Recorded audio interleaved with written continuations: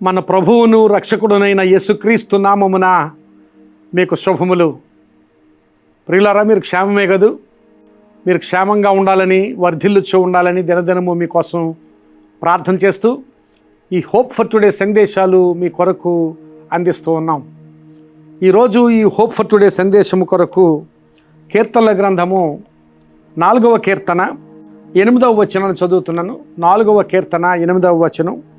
యెహోవా, నెమ్మదితో పండుకొని నిద్రపోవుదును, నేను ఒంటరిగా ఉండినను నీవే నన్ను సురక్షితముగా నివసింపచేయుదువు.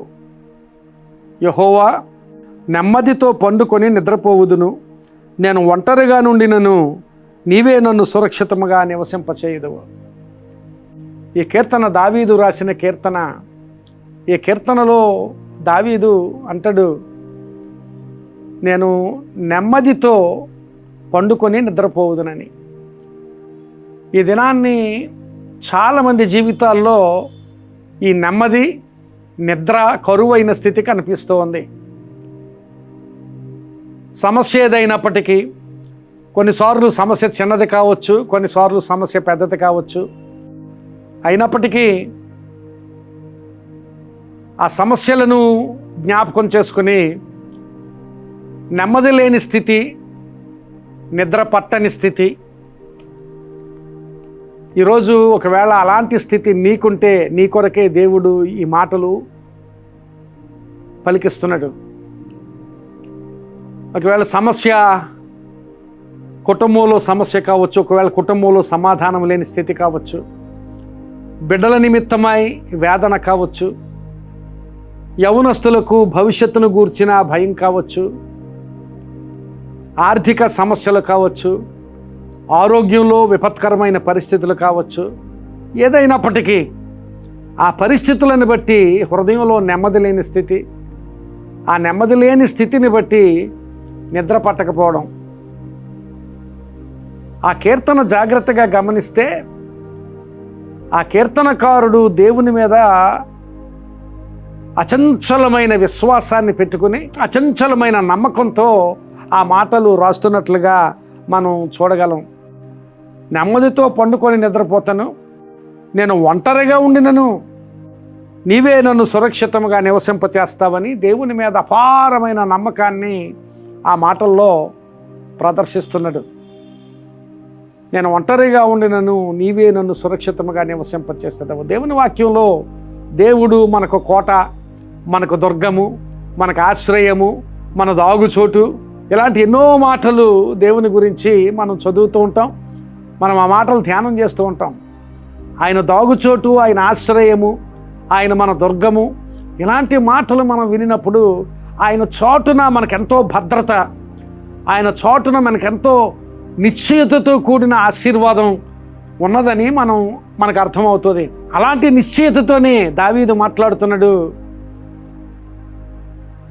నెమ్మదితో పండుకొని నిద్రపోవుదును, నేను ఒంటరిగా నుండి నన్ను దేవా నీవే సురక్షితముగా నన్ను నివసింపచేస్తావని.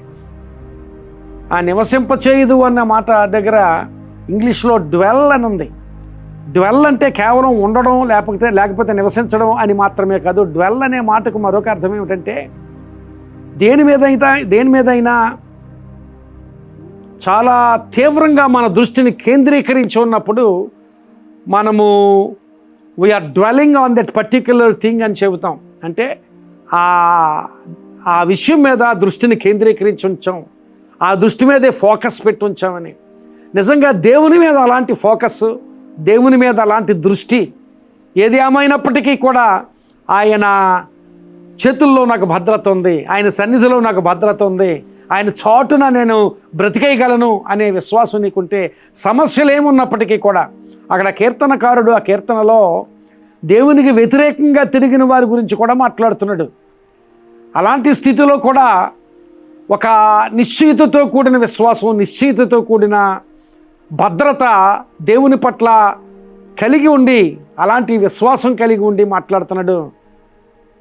ప్రియులారా, దేవుని మీద నా పరిస్థితి ఏదేమైనప్పటికీ, నా పరిస్థితి ఎంత విపత్కరమైనప్పటికీ, నా కుటుంబంలో పరిస్థితి ఏమైనా, నా ఆర్థిక పరిస్థితి ఏమైనా, నా బిడ్డల పరిస్థితులు ఏమైనా, లేక నా ఆరోగ్య పరిస్థితి ఏమైనా, ఇంకా ఏదైనా ఏ ప్రతికూలత ఉన్నా ఆ ప్రతికూలత అంతటిలోనూ నా దేవుడు నన్ను ఆదుకొనగలడు అని అచంచలమైన విశ్వాసం నీకుంటే నెమ్మదితో అలాంటి పరిస్థితుల్లో సైతము నెమ్మదితో పండుకొని నిద్రపోగలుగుతావు.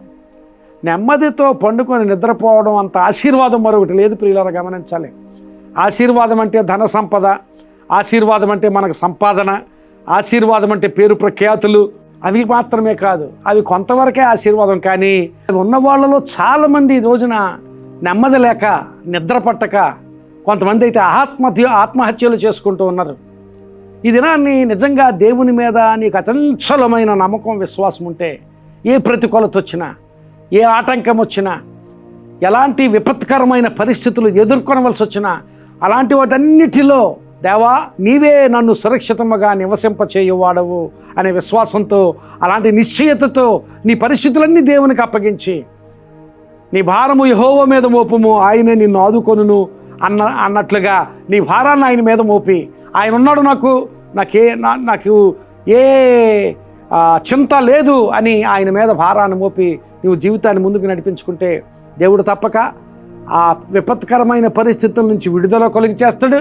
రెండవది, నీ హృదయంలో నెమ్మది, నీకు విశ్రాంతి, నువ్వు పండుకొని నిద్రపోగలుగుతావు. ఈ దినాన్ని అన్నిటికంటే గొప్ప ఆశీర్వాదం గురించి దావీదు అక్కడ మాట్లాడుతున్నాడు.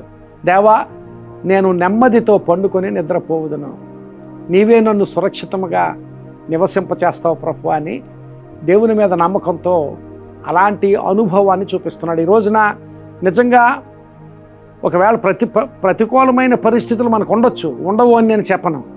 మనందరి జీవితాల్లో ఏదో ఒక ప్రతికూలత చోటు చేసుకునే ఉంటుంది. కానీ అలాంటి ప్రతికూలతలన్నింటి మధ్య నీ విశ్వాసాన్ని బట్టి ఆయన మీద ఆనుకొని నెమ్మదితో పండుకొని నిద్రపోగలిగే స్థితి నీకుంటే అది గొప్ప ఆశీర్వాదకరమైన స్థితి. అలాంటి ఆశీర్వాదకరమైన స్థితి దేవుడు నీకు దయచేసి నిన్ను దీవెన వైపు నడిపించునుగాక. ఆమేన్. ప్రార్థన చేసుకుందాం. ప్రియుడైన మా తండ్రి, కృప కలిగిన మా దేవ, ఈ మంచి మాటలు మాకు వినిపింపచేసినందుకు మీకు స్తోత్రాలు చెల్లిస్తున్నాం. నిజమే ప్రభువా, ఈ లోకంలో చాలామంది ప్రభువా ధనవంతులు, పేరు ప్రఖ్యాతులు గలవారు, ఎంతో గొప్ప కీర్తి ప్రతిష్టలు సాధించిన వారు నెమ్మది లేక నిద్ర పట్టక కొంతమంది అయితే ఆత్మహత్యలు చేసుకుంటున్న స్థితి మేము ఎరుగుదాం ప్రభువా. మాకు అలాంటి స్థితిని ఇవ్వకుండా మాకు నెమ్మది, అలాగే పండుకొని నిద్రపోగలిగే స్థితి ఇస్తున్నావు, మీకు స్తోత్రాలు. ఒకవేళ అలాంటి స్థితి ఎవరికైనా లేకపోతే ఈ మాటలు విన్న వారందరికీ కూడా నెమ్మదితో పండుకొని నిద్రపోగలిగే అనుభవాలు దయచేసి ఆశీర్వదించమని, అలాంటి సమాధానకరమైన స్థితి, అలాంటి విశ్రాంతి కలిగిన మనస్సు వారికి దయచేయమని ప్రార్థన చేస్తూ, అలాగూ నీ మీద ఆధారపడగలిగే అనుభవాలు కూడా బిడ్డలకు దయచేయమని ప్రార్థన చేస్తూ, వారి అవసరతల్లోనూ సమస్యల్లోనూ మీ సహాయం దయచేయమని యేసు నామమున అడుగుచున్నాను తండ్రి. Amen. God bless you, my friend. May this message be a blessing to you and to your family. ఈ సందేశం నీకు ఆశీర్వాదకరంగా ఉంటే తప్పక మీకు తెలిసిన వారికి అందరికీ షేర్ చేయండి. అలా షేర్ చేస్తే వాళ్ళు కూడా ఆశీర్వదించబడతారు. అలా వాళ్ళు ఆశీర్వదించబడిన దాన్ని బట్టి దేవుడు మిమ్మల్ని ఆశీర్వదిస్తాడు. God bless you.